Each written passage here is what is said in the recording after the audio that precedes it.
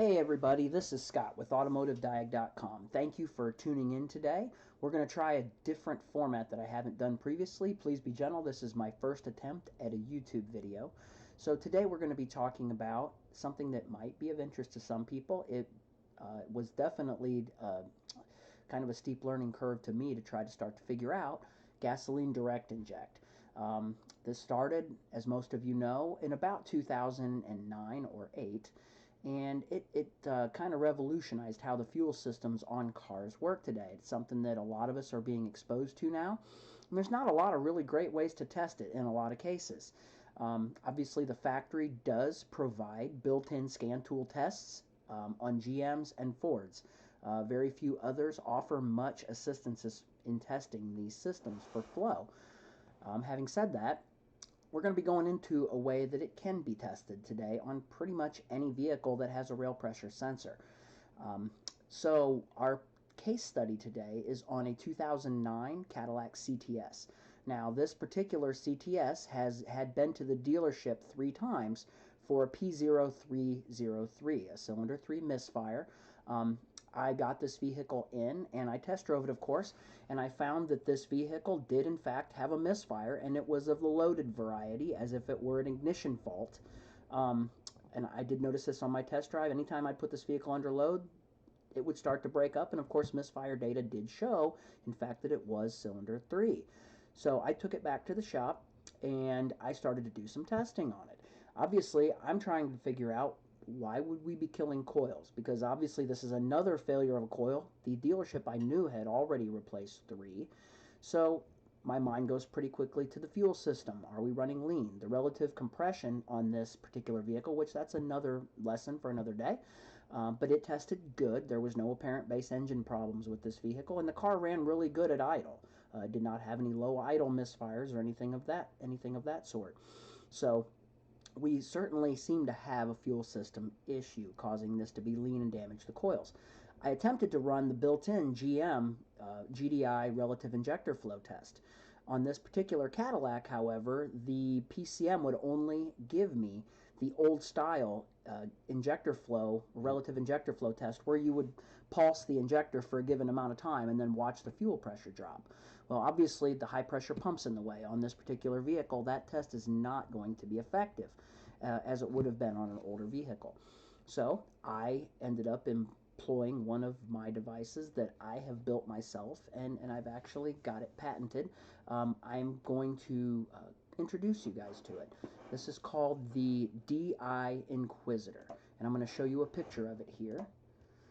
The DI Inquisitor ties in at the rail pressure sensor, and it allows you to actually filter the signal coming from the rail pressure sensor with a high-pass filter, a multi-stage low-pass filter. It cuts out the DC offset, and then it amplifies what's left. And this particular signal allows you to take something that would otherwise be mostly noise at the rail pressure sensor, and it allows you to make sense of it. So we're going to be going over this today. I'm going to go ahead and we're going to go into the scan data.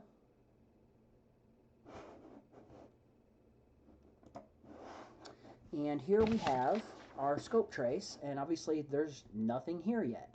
What we're going to show is, this is our live rail pressure sensor data coming from the rail pressure sensor with our scope.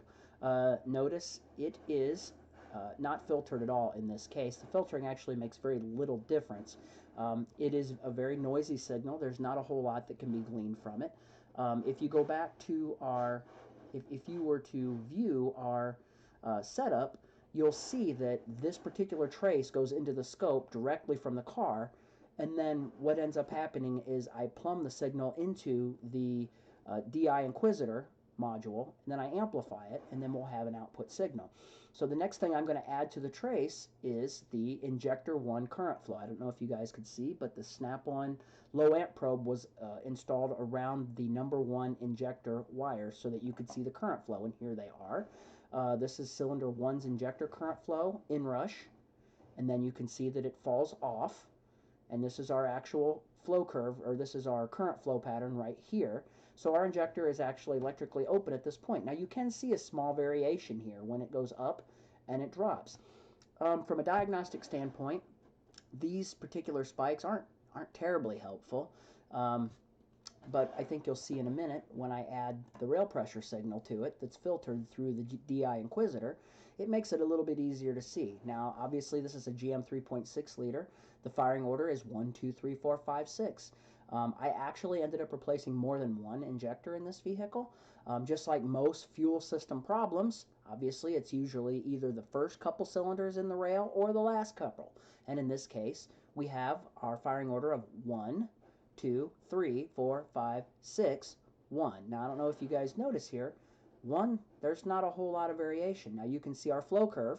Let me actually get the rail pressure unfiltered up out of the way so it's easier to see. I'm still going to leave it here so you guys can see what the unfiltered signal looks like.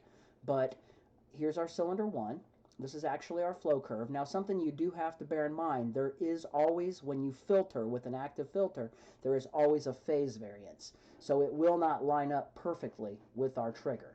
You always have to bear in mind, it is our actual filtered signal is going to move to the right slightly. That means that our flow curve is actually right here, as opposed to lining up perfectly with the injector trace. And you'll see that same pattern reoccurs over here, where it actually, the injector snaps shut at this point when the pressure rebounds. And anytime you see this, your flow curve is going to be this curve right here. So your injector starts to flow, your injector stops flowing, and it rebounds. And this is what you're going to see reoccur over and over every time an injector fires. You can see it up here in the actual rail pressure. It's just not as easy to differentiate one signal to the next, and more importantly, how they compare to each other in a relative fashion. So 1, 2, 3, 4, 5, 6. And just like all scope operations, this is no different. You're looking for an overall rhythm and overall cadence. The system is not going to fail all the time. So we're going to go ahead and we're going to scroll over. Here's our cylinder 1, 2, and there's our 3 right there. Obviously, something occurred here. We do not have the same flow characteristic that we have on the other cylinders. 1 doesn't either.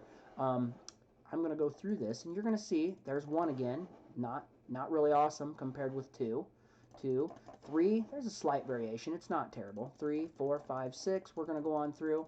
In hindsight, I probably could have put cylinder 5 in this too. I didn't actually replace cylinder 5. Maybe I should have. In hindsight, looking at some of this data, I kind of think maybe I should have replaced 5 as well. It screws up almost as much as 1 and 3 does. So we've got 1, 2, here's our cylinder 2, 3, 4, 5, 6, back to 1. So as you go through, you can see an overall pattern. There it is again, 3. It almost folds over on itself.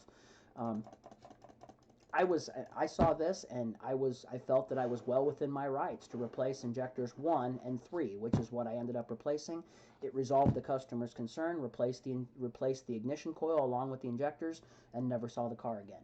So this was something that was a validation of something. This was something I was already working on, a project that I already had in the works, and I got this out, and it really made it a lot easier on this particular car. So I wanted to run this by you guys and share this with you, and kind of show you how it works and what it allows you to see. And if you have any questions, please feel free to comment down in the comment section. I will get back to you as quickly as I can. And if you want more information about this device or its use, visit www.automotivediag.com. Thank you so much, guys. I appreciate you watching. Please remember to like and subscribe, and stay tuned for more videos, and maybe we can learn more together. Thank you so much, guys. Have a good day.